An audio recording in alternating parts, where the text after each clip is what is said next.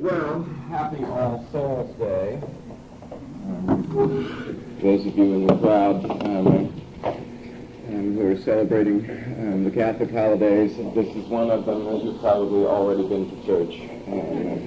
And I hope that you offered up a little prayer for me. I don't think I'm going to make it. To church, that is. Indeed, I might not make it through the rest of the day. I've been oddly preoccupied here for the last 36, 48 hours. One of those states of mind that one gets into, where one wanders from one room to the next, thinking, I know there was something in here I was going to do. What was it? I don't think of it, and then I wander to another room and forget why I'm in there. So obviously, I'm losing my mind. If it should fall out in the midst of class, I'm going to try to be polite about it, and then I'll just see if I can't pull it together. Today we're going to press on in Kantian scholarship and talk about further ruminations on the good will. We noticed last time the contradiction between Kant's vision of the world here and that of the utilitarians with regard to the consequences of action. Well, having announced that principle, that the good will is good by virtue of its intent only, Kant takes a little side trip here in which he discusses the functions of reason.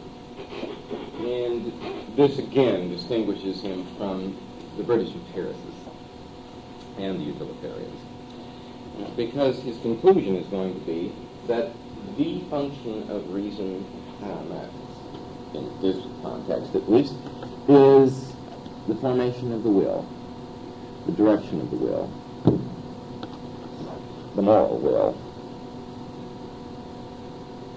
And of course, that's exactly the opposite of what the British empiricists were inclined to think about reason.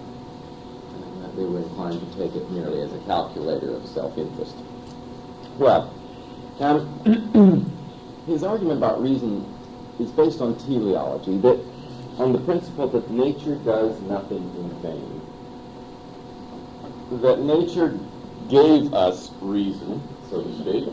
We are rational creatures in nature, not for the purpose of attaining happiness, but for the purpose of attaining moral goodness. His argument is that reason isn't a very good tool for attaining happiness, that it's instinct that moves us that direction. Reason sort of gets in the way. Look at the bottom, 197. In the natural constitution of an organic being, that is, one contrived for the purpose of life, let us take it as a principle that in it no organ is to be found for any end unless it is also the most appropriate to that end and the best fitted for it. This is the teleology of Kant. And organs are fitted to their purposes. Suppose now that for being possessed of reason and a will, the real purpose of nature were his preservation, his welfare, or in a word, his happiness.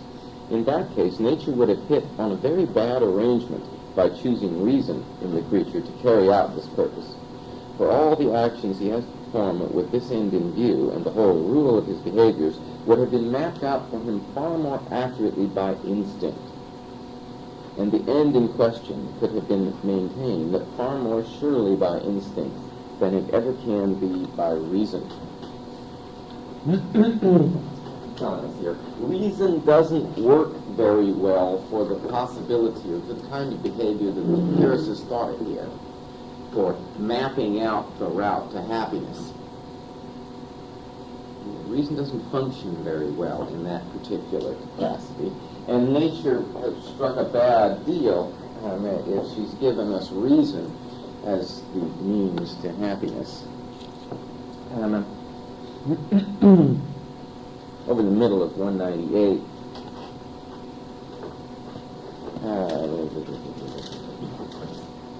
in actual fact, too, we find, this is the first full paragraph there, the more cultivated reason concerns itself with the aim of enjoying life and happiness, the farther does man get away from true contentment. This is why there arises in many, and that too in those who have made most trial of this use of reason, if they are only candid enough to admit it, a certain degree of misology, that is, hatred of reason.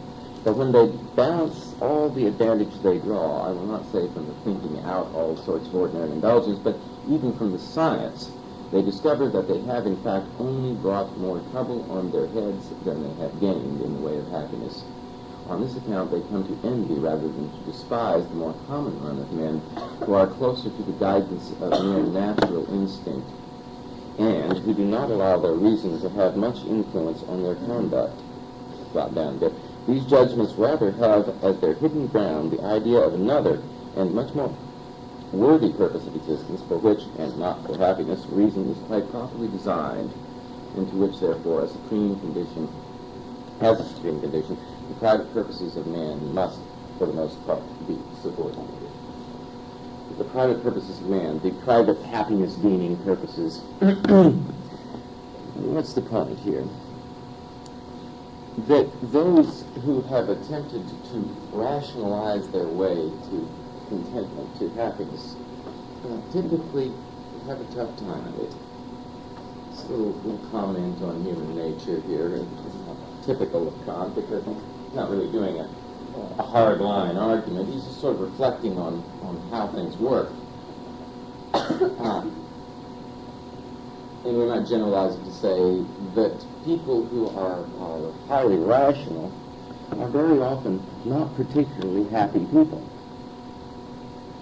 Those who have developed their rational capabilities beyond the ordinary run of folk are not automatically happier thereby. Indeed, it can get in the way. And I would suggest that you attend a convention of the American Philosophical Association, for example, where you can see a great number of people who have developed their rational capabilities beyond the ordinary run of people. And aside from the fact that they are probably the worst-dressed conventioneers that have ever hit any town, they tend to be a trifle dour. That is to say, not a fun-oriented bunch of folks. And in conversation with them, one does not get the feeling typically that they are what we would call happy people, typically. Oftentimes they can be rather morose. I don't like to hang out with them my own self. I hardly ever go to these things anymore, and just for that reason. The increase in rationality, studying logic, will not make you happy. It may keep you out of the way of buses, and there's all sorts of valuable things it will do for you, but I think Kant's right. It's not the road to contentment. It's the road to figuring out all sorts of things of an intellectual sort. But oftentimes, happiness is to be found in much simpler ways. Well, Avoncadus is on the money about that, but of course his argument rests on this principle of teleology, and to that extent we're a teeny bit suspicious of it, because, of course, in the 20th century we at least attempted to abandon teleology in our explanations of the world. Saying things like nature does nothing in vain in the 20th century is to be rather anti-scientific, and so this is not the strongest argument that Kant has about reason, but he wants to get through that to the conclusion that reason is fitted best for directing the will. That's what it does. That's what it's there for.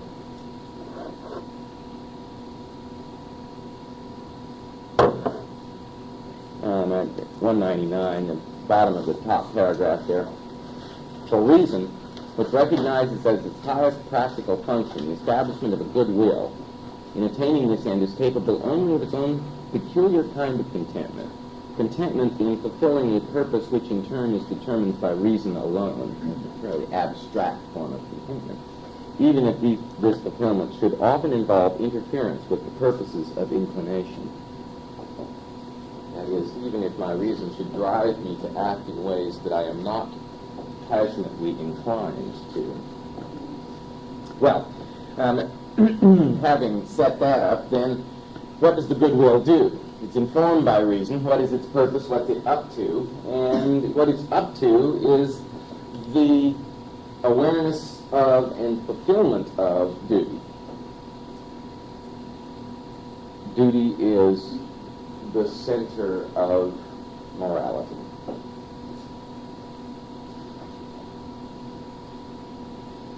In the paragraph, then, the motive of duty, the paragraph starting on the bottom of 199 and going over to 201, he tells us, makes a distinction between duty, inclination, and self-interest.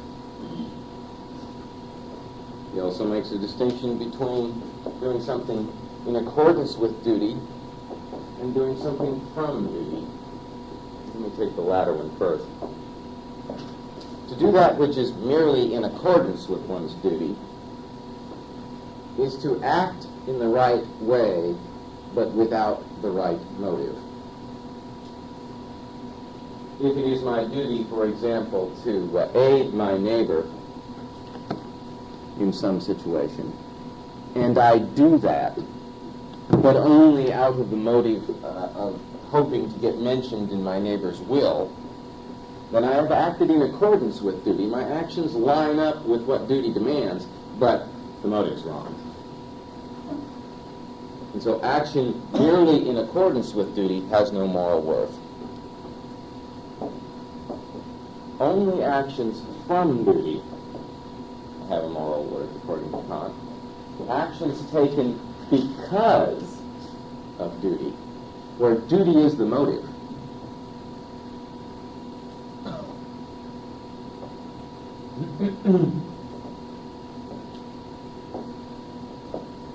I assist my neighbor not for any ulterior motives, as we say, not even because I have an inclination to, no, because I know it is my duty to do so.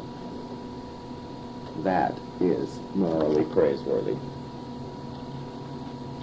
He gives us the little example of the shopkeeper overcharging someone, and in there we see the distinction between duty, inclination, and self-interest.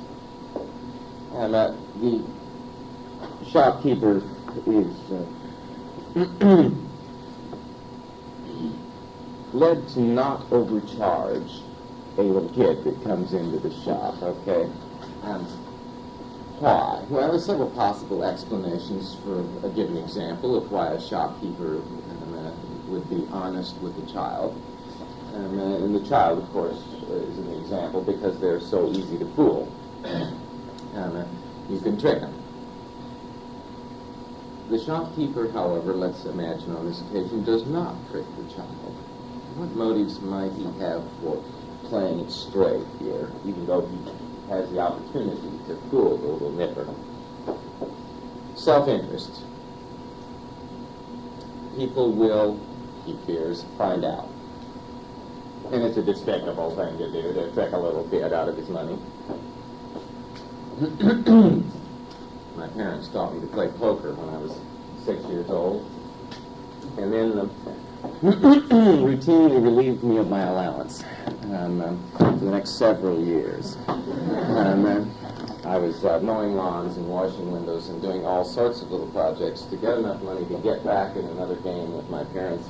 They would strip me of that money and send me back out. We did this over and over again. I don't know why I kept going back. It was a challenge, though, after a while. I just had to beat it sometime. Finally, I did. I get to the point where I could occasionally beat the poker. At which point I convinced them that they ought to let me sit in on the regular weekly game at our house with the Albino brothers and their wives. A poker game that went on all night long, once a week, or I guess it was once every 2 weeks. And I was feeling pretty hot about my talents. I'd read books on poker, you know. I was into it, you know. I had a green eye shade, you know, the whole gizmo. And it took Joe Albino about 15 minutes to relieve me of $20, which I had saved up for this occasion. I appeared to be just drunk out of his mind, but he wasn't. Fooled me real serious. Not a nice thing to do to children, pretend to be drunk, steal their money. But, these are valuable life lessons. By the time I had gotten to college, I had learned all those lessons. So I was able to finance part of my education from those lessons. I ultimately made more money at this game than I lost, but it was a hard road. Anyway, the shopkeeper might have the motive of self-interest here. I'm not going to steal from the kid because his parents could find out, other people could find out, and this will damage my reputation, and so I'm not going to do it. Or he might simply play it straight out of inclination. He likes little kids. He's got a basic inclination to help them, to be kind to them, and all like that. So that's not out of his direct self-interest. That's inclination. That is his passionate response to children. His naked self-interest would be served by cheating the kid, but he's not going to do it. And finally, we've got the possibility that he might refrain from cheating a kid for reasons of duty. He sees its possibility. He doesn't particularly like kids.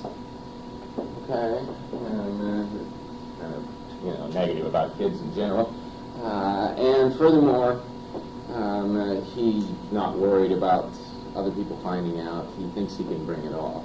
But he refrains from doing it because he realizes that it is wrong, that it is contrary to his duty to treat others fairly. In that event, is a moral action. And only in that event.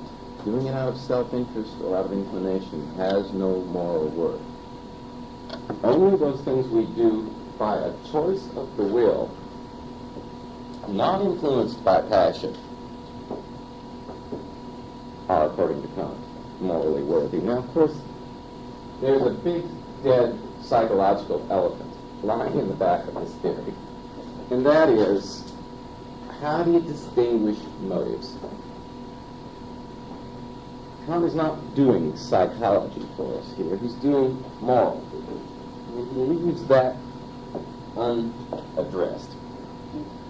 I think what we have to say, if we take the most beneficent attitude, if we are kind to Kant in our interpretation, I think we say that we distinguish the moral motive from our other motives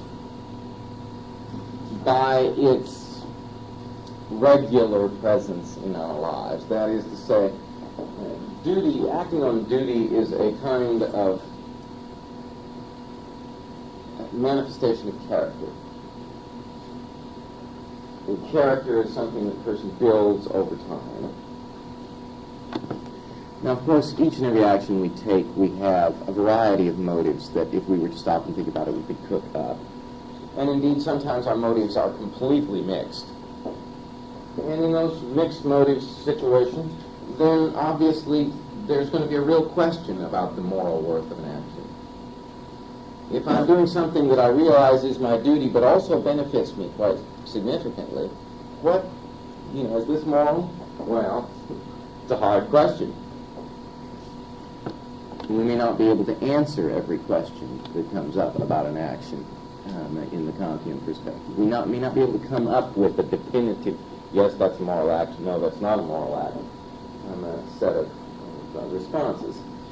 Kant is going to establish the clear cases for us. The hard cases, then we've got to use the analysis rather more finely, and it's going to get complex. But that's what all moral theories do. They establish the clear cases. And from that we argue about the hard cases, the cases that are not so obvious, that are not so intuitive. Well, he says in the middle of 199, 200, to help others where one can is a duty. It's a straight-ahead Christian kind of claim. That's not just avoid evil, that's do good. And besides this, there are many spirits of so sympathetic a temper that without any further motive of vanity or self-interest, they find an inner pleasure in spreading happiness around them, and can take delight in the contentment of others as their own work. Yet I maintain that in such a case, an action of this kind, however right and however amiable it may be, has still no genuinely moral worth. It stands on the same footing as our other inclinations, for example, the inclination for honor, etc. See how hardline he is about this. The problem with my good-hearted inclinations towards others, that the utilitarians would say, would embrace quickly. That was what Mill was talking about, was the development of those sorts of inclinations in people as civilization progresses. That was Mill's point about the natural social instincts and the way civilization aids those down the line. That's morality, Mill says. That's the increase in people's general moral stance in the world. It's a good thing. But, Kant says, it's not chosen. It may be the effect of environment. It may be the effect of one's genetic endowment. It may be the effect of a variety of influences in one's life, but it is not rationally chosen. One does not rationally choose to be a person kindly disposed towards other people, any more than one rationally chooses to be a curmudgeon, i.e. the opposite of one kindly disposed towards other people. We can get the sense of this, and the test of a moral theory is how well does it fit with our intuitions about what's right and wrong. Imagine a person who is the kind, courteous, loyal, thrifty, brave, humble, trustworthy type, who really does derive a great deal of satisfaction from helping others, the perfect Boy Scout.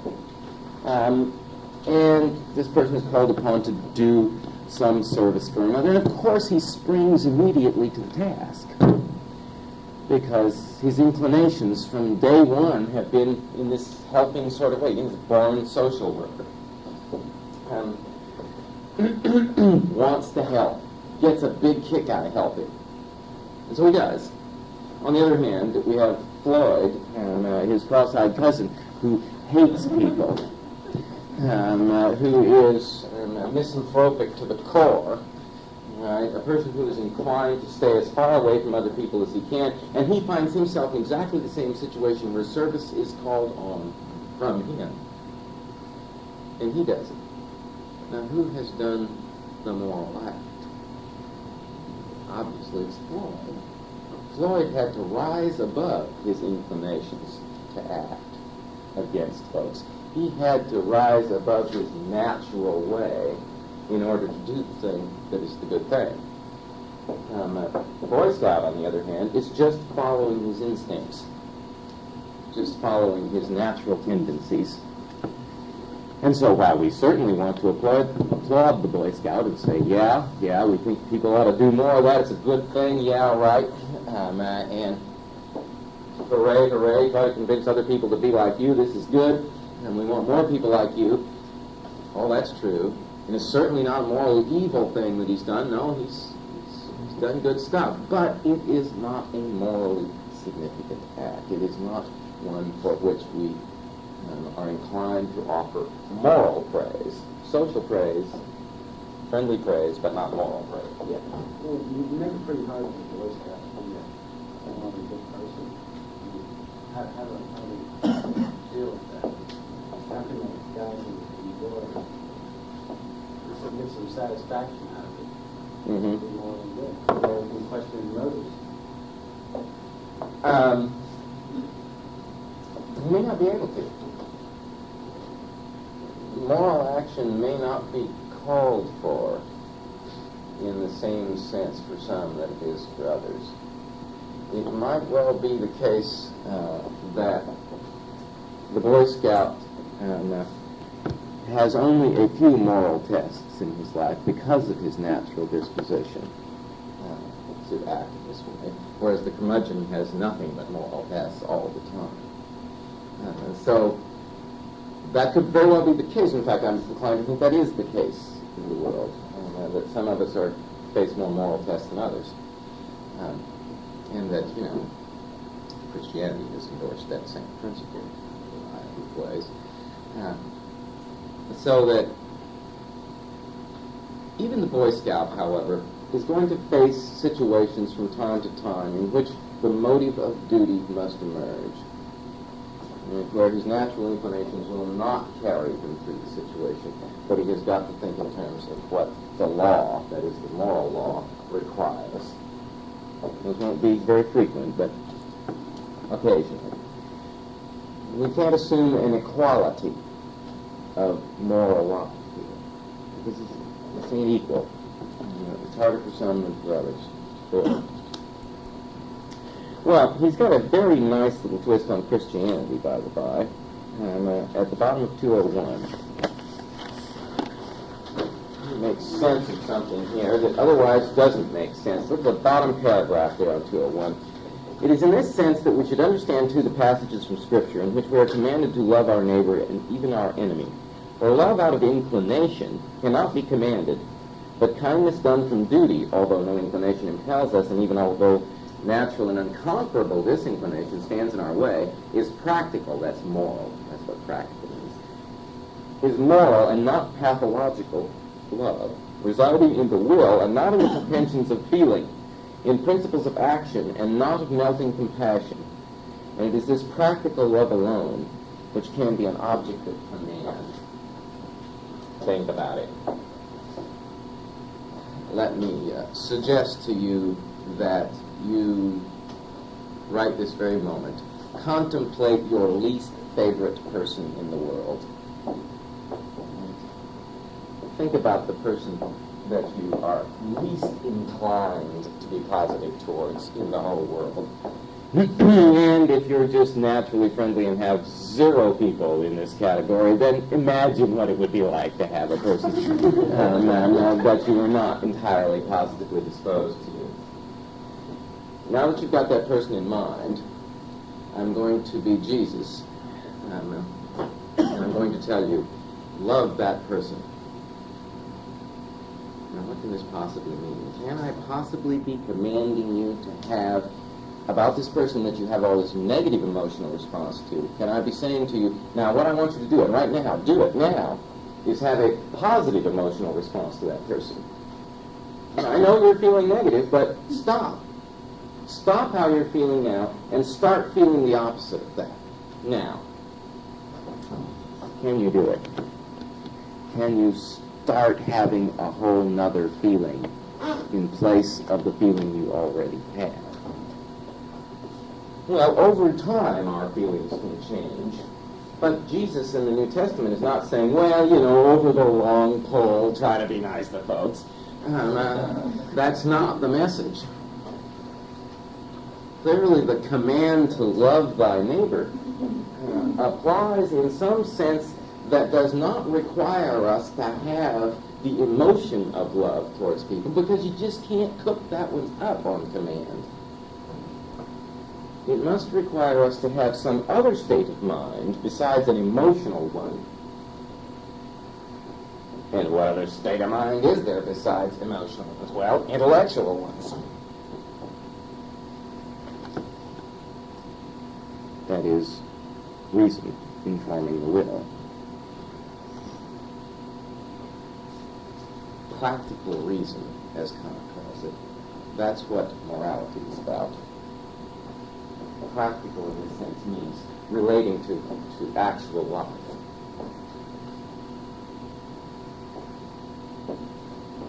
If the New Testament's command to love your neighbor, indeed even your enemies, makes any sense psychologically, then I think it has to be interpreted in this way.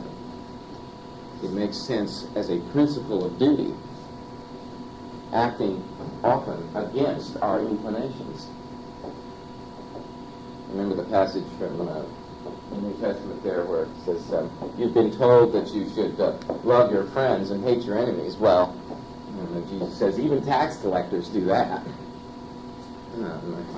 It's sort of like saying even IRS guys do that. and we all know about the moral standards of IRS guys. Clearly, we're supposed to go on beyond that natural inclination to love our friends. That's the Jesus message. Go on beyond that. And to do that, I think we have to make an effort of the will rather than rely on our emotional responses to people, because our emotional responses to people are real hard to change in the short run. You just can't make them happen. You ever notice that? I mean, think about it. Most people, I think, most of the time, when they meet someone, don't have a real positive or negative response. Now, I'm generalizing here. We're for broad generalizations. I wouldn't have no generalizations at all.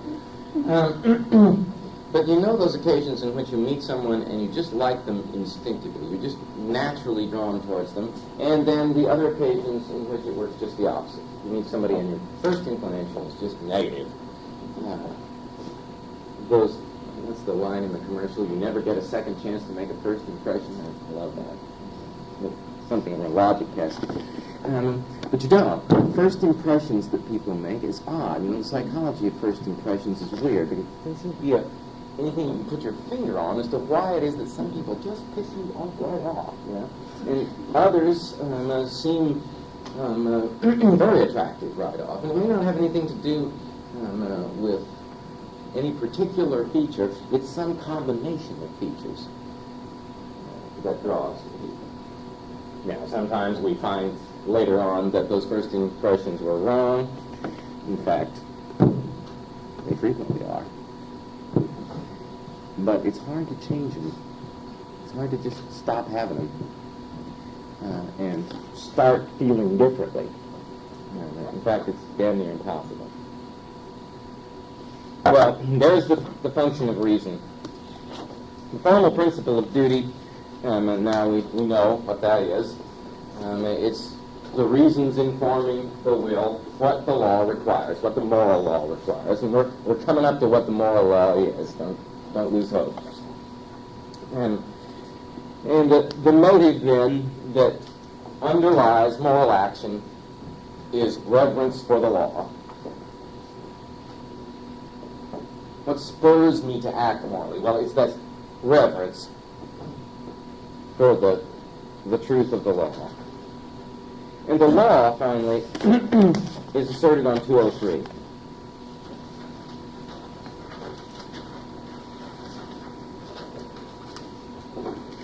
It is called the categorical imperative. Under that heading, what kind of law can this be, the thought of which, even without regard to the results expected from it, has to determine the will, if this is to be called good absolutely and without qualification? Since I have robbed the will of every inducement that might arise for it as a consequence of obeying any particular law, nothing is left but the conformity of actions to a universal law as such, and this alone must serve the will as its principle. That is to say, and here it is, I ought never to act except in such a way that I can also will that my maxim should become a universal law. A maxim is an action description.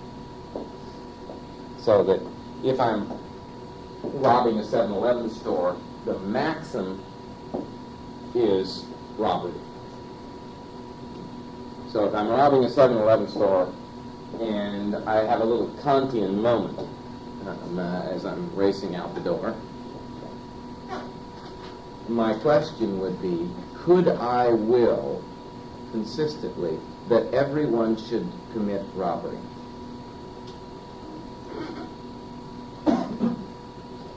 Could I?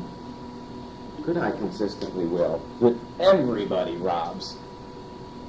Not just 7-Eleven stores, but all the time, everywhere. Well, obviously there are two ways to justify the conclusion that I cannot will that consistently. The first is the utilitarian way, and Mill would advance this. Mill comes fairly close to asserting something like the categorical imperative, and you can see how close it is to the golden rule. It's not the golden rule. but it's close. Mill would say the untoward social consequences of everybody committing robbery would be horrendous.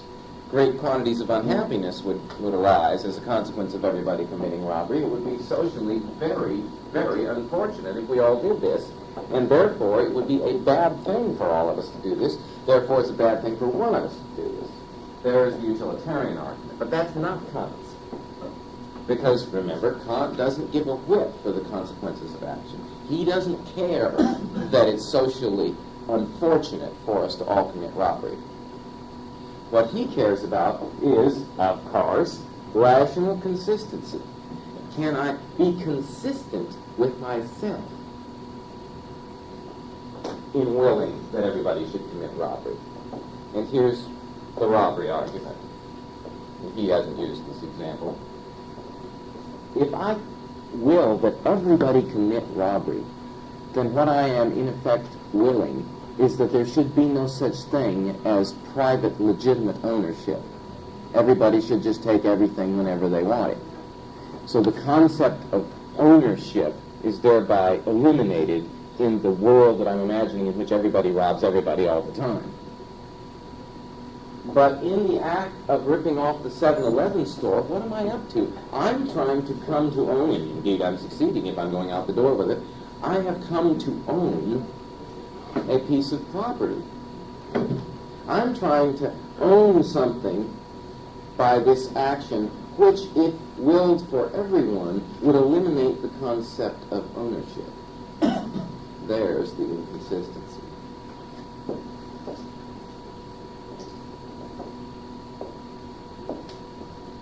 I'll give you an analogy here, which is not right on the money, but it may get your intuitions in line with this. Can you imagine a world in which all paintings are forgeries?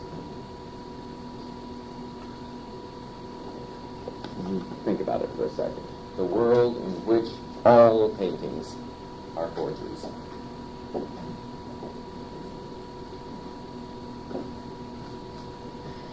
It's one of them there brain teasers.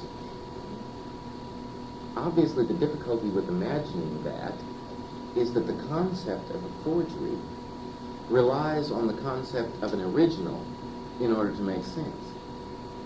Without originals, the concept of forgery doesn't make any sense.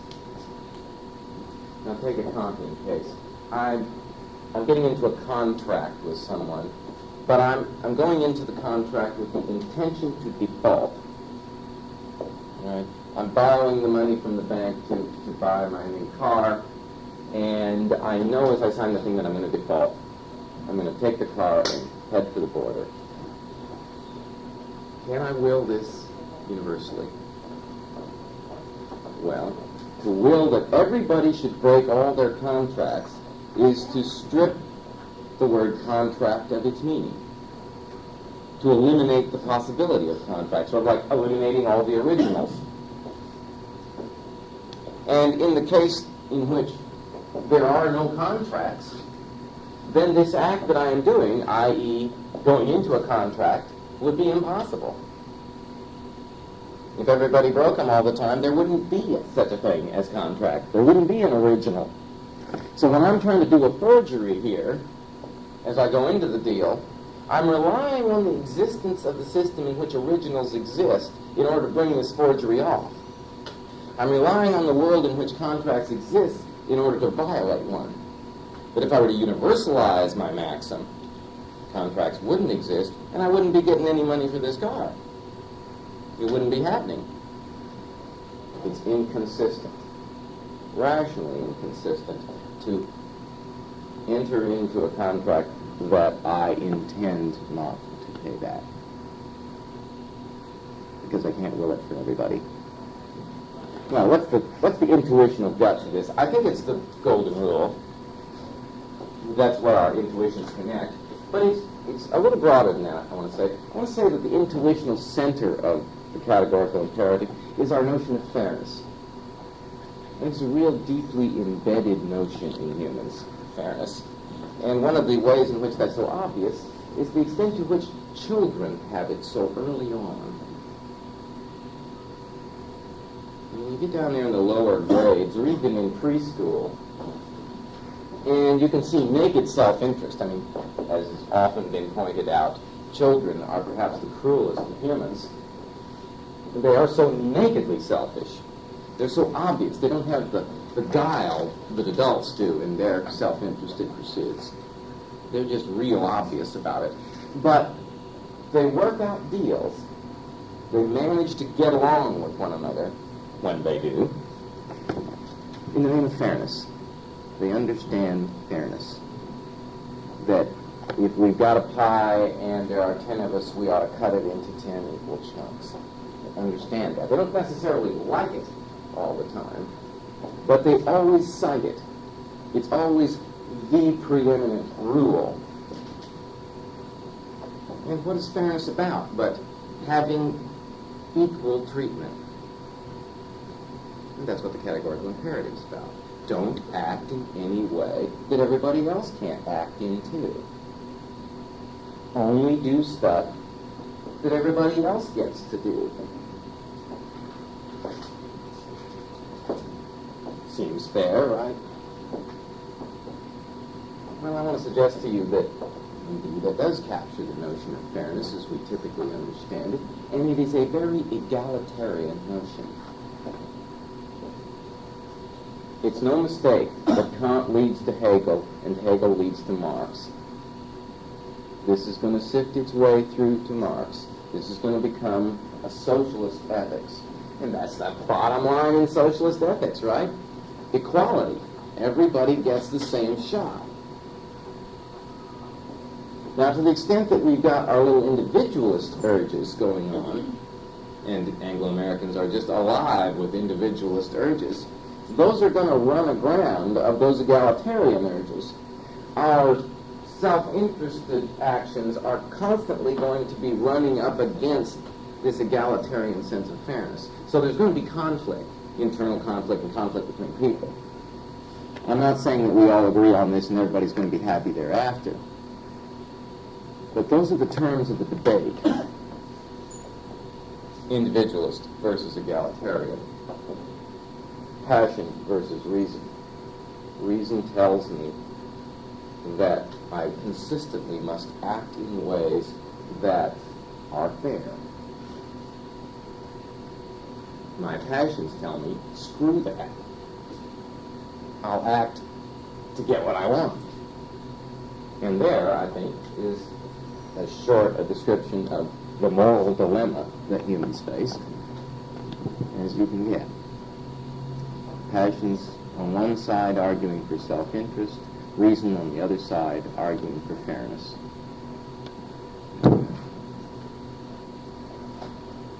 Kant is saying a person is moral when reason wins. Well, maybe one or two final thoughts on Kant next time. Where are we in the syllabus at this point? Am I still a day ahead? Okay, and the test is when? The 10th. Okay. The 10th. Rolling Stones weekend. I got you. All right. But I will press on into Nietzsche next time. The 19th, 20th century introduction and a little bit of Nietzsche. So get into the Nietzsche a few pages at least for next time. And good luck.